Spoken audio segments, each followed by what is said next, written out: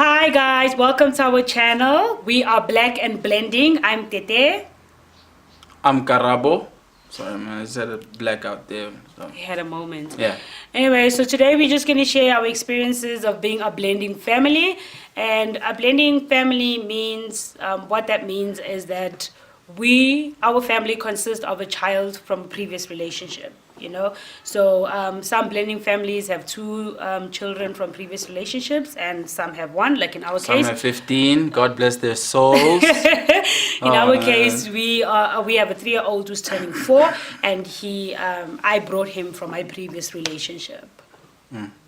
Yeah, so when I met her, she was a single mom at the time, and I had no children.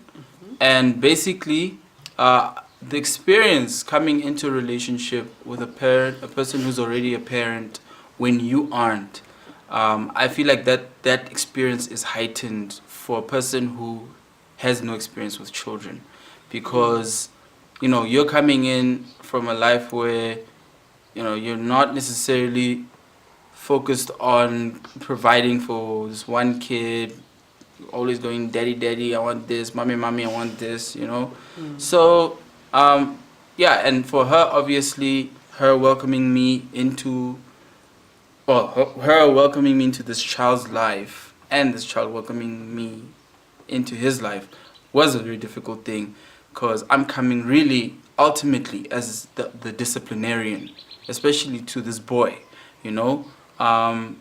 Everybody knows mothers and sons, best of friends. You can laugh and giggle with your mom, but with your dad, with your African dad especially. Yeah. So yeah, I had to come in, African dad and all that stuff. I had a dad in my life. Both my biological parents have been together. Coming into existence, I was lucky to have both of them, but not many families have that. And I feel like ultimately there's no difference given the time. There's no difference, but you have to build to that. And life isn't perfect. At some point, the child will know what's going on. But even now, I don't say to him, I'm your stepdad, and I don't say to him, you're my stepson. You understand? That's my boy, my son. Kalohanya. Yeah. That's my son. My boy. So yeah, I don't do that stuff. Yes. So with me, I was in a relationship for like 2.5 years, and then I fell pregnant, and yeah, it didn't work out after that. So I was then a single mom for another 2.5 years before my husband and I got married. So being in this marriage became very, very difficult, because, like he said, my discipline was very different to his discipline, And I remember that, I think it was the first, I'm not sure, I think it's maybe the 4th or the 5th time he had met my son uttered the words, "You are not my father." At that moment, when I heard those words, I was just like, he's a kid, he doesn't understand what he's saying.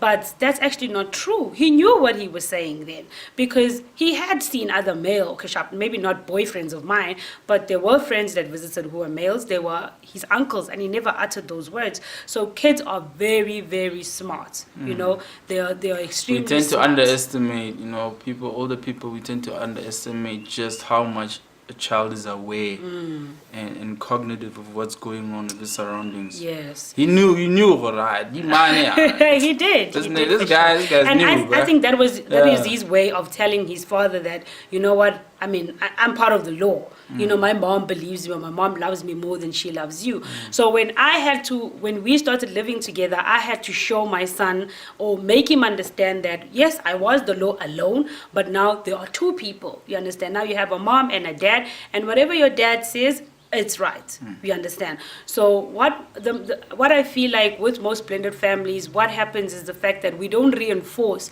what our partners say. So if my husband punishes my son and says, today you will not drink juice, and then my son comes to me and says, Mom, please give me some juice, and I give him juice, he then realizes that mommy has power and daddy doesn't have any power.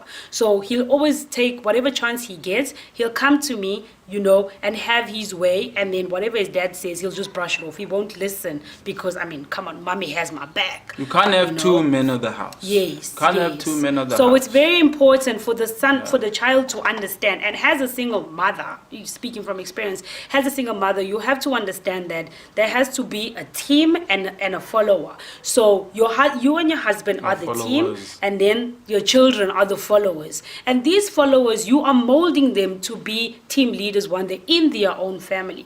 So I always feel like your marriage should be a very strong foundation, we understand, so that the kids look up to you one day and be like, oh, you know what, my mom and dad were like this. You become the example for them. If you are showing them that you, the wife, are you, the woman are above the man, and your son is in between, I mean, it will be very difficult even when they go and start their own families, you understand, because obviously they've seen that. They haven't seen a good example. Quite simply put, right, I feel like this is something I need to say, right? Quite simply put, when you don't have children, for instance, when two people get together and they don't have children, you prioritize each other in the relationship, obviously.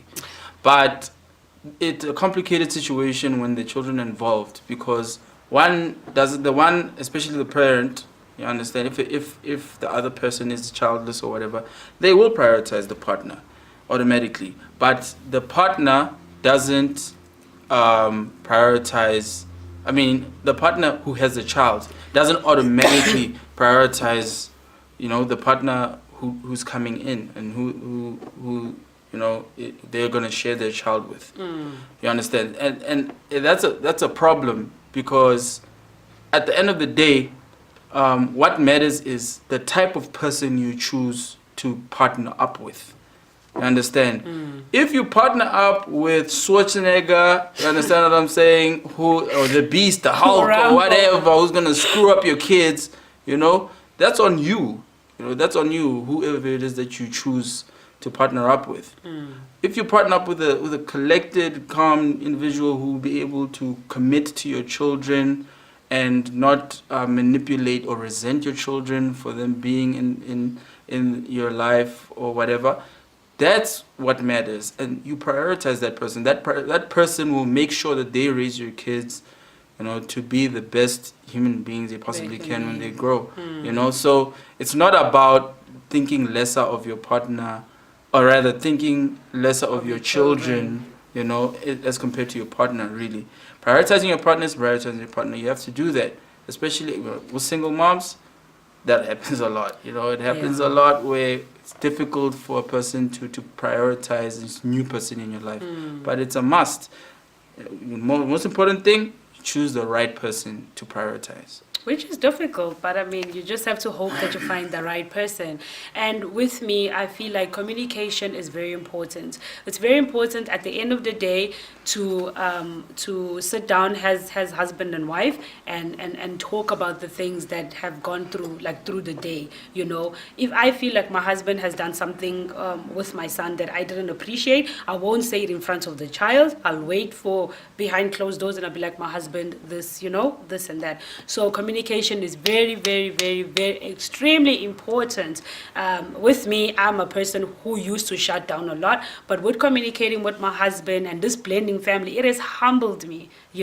I'm communicating better now, and I'm doing better at this whole blending thing. Like I said, we are Black and Blending. Please do share your experiences with us.